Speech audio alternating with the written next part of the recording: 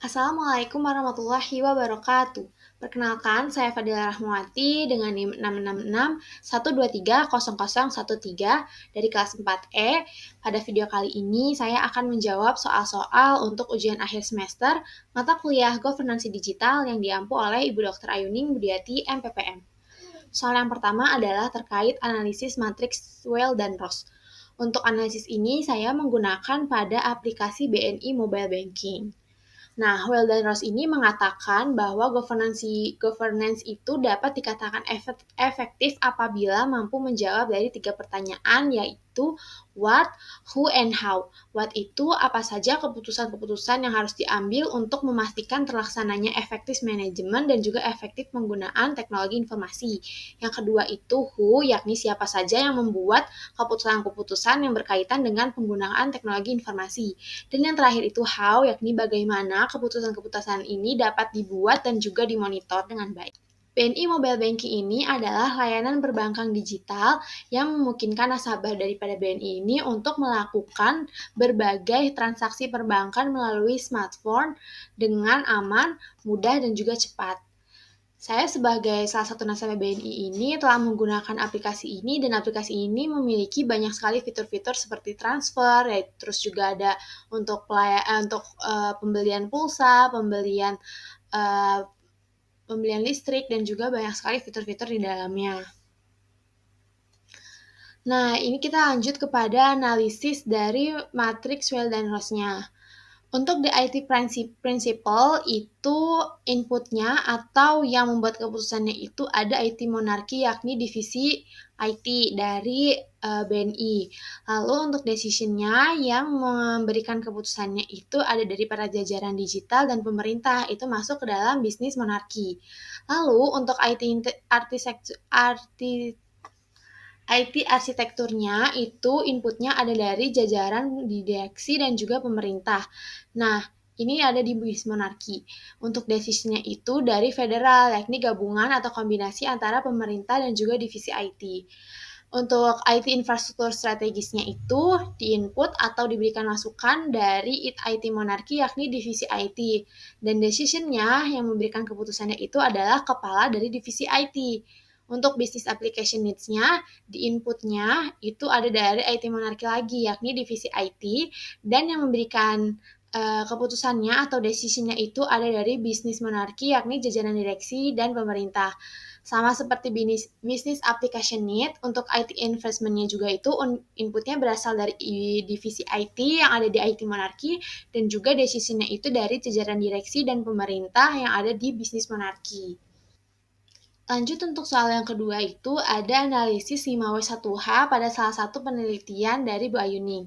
Saya memilih penelitian beliau dengan judul The Effect of the Effectiveness of the Implementation of Smart State Civil Apparatus on Bureaucratic Reform in the Era of Disruption 4.0 in the Regional Civil Service Agency of Banten Province.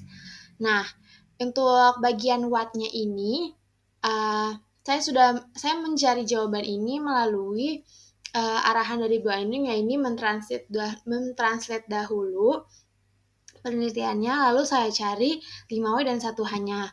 Untuk what itu atau apa yang ada di penelitian ini atau apa yang akan dibahas. Jadi penelitian ini akan membahas terkait pengaruh efektivitas penerapan dari konsep Smart ASN terhadap reformasi birokrasi di era disrupsi 4.0, khususnya pada Badan Kepegawaian Daerah atau BKD di Provinsi Banten.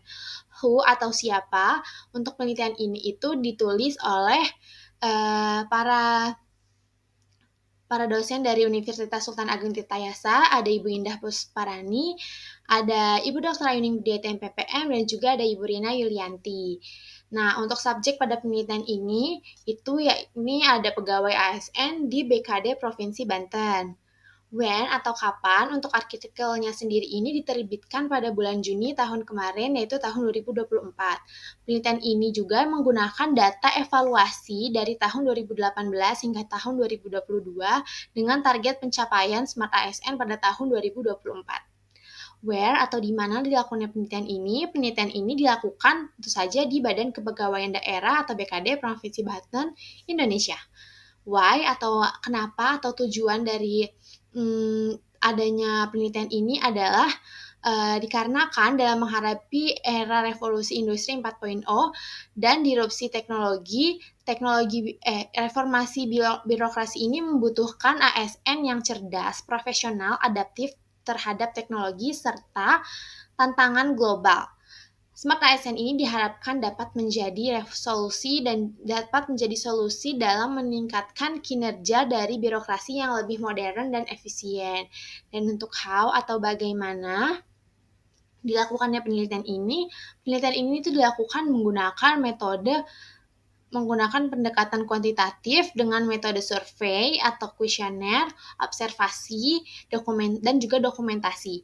Analisis ini dilakukan dengan SPSS untuk mengetahui pengaruh signifikan antara efektivitas implementasi Smart ASN dan juga reformasi birokrasi. Hasilnya ini menunjukkan adanya pengaruh positif sebesar 64,7%. Penelitian ini membuahkan kesimpulan bahwa penelitian ini menunjukkan adanya efektivitas implementasi Smart ASN memiliki pengaruh positif terhadap reformasi birokrasi sebesar 64,7% dan sisanya itu dipengaruhi oleh faktor yang tidak dianalisis dalam studi ini. Hal ini membuktikan bahwa peningkatan kapasitas dan kompetensi ASN, terutama pada bidang konteks digital dan era disrupsi ini, sangat krusial dalam menciptakan birokrasi yang profesional, akuntabel, dan berorientasi pada pelayanan publik yang optimal. Namun, dalam implementasi Smart ASN ini belum maksimal, sehingga diperlukan langkah konkret untuk meningkatkan efektivitas dari penerapan program tersebut secara berkelanjutan. Sekian video dari saya, semoga dapat dipahami oleh semua yang menonton. Saya tutup, wassalamualaikum warahmatullahi wabarakatuh.